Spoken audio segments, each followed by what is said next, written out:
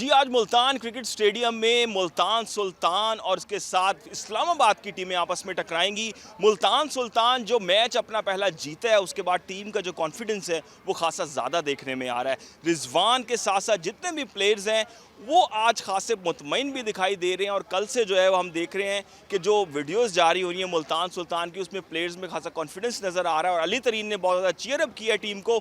अगर इस वक्त सूरत हाल की बात करें, मुल्तान इंटरनेशनल क्रिकेट स्टेडियम में तमाम तर इंतजामात जो हैं वो मुकम्मल हैं।